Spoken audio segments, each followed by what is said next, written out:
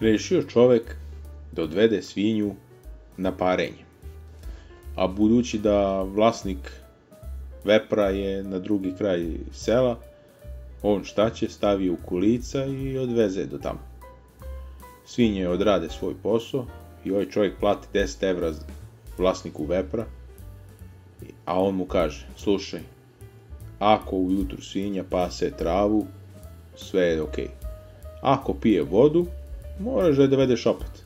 Ujutru čovjek pogleda, svinja pije vodu.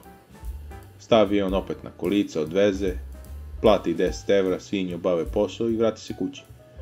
Sljedeće jutro, svinja ponovo pije vodu.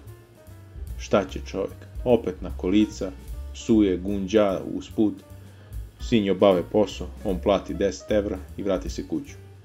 Ujutru, iznerviran, čovjek kaže svoj ženi: ajde, molim te, vidi šta radi ona svinja. Ako opet pije vodu, zaklaću je Boga mi. Pogleda žena kroz prozor i kaže: ne pije vodu.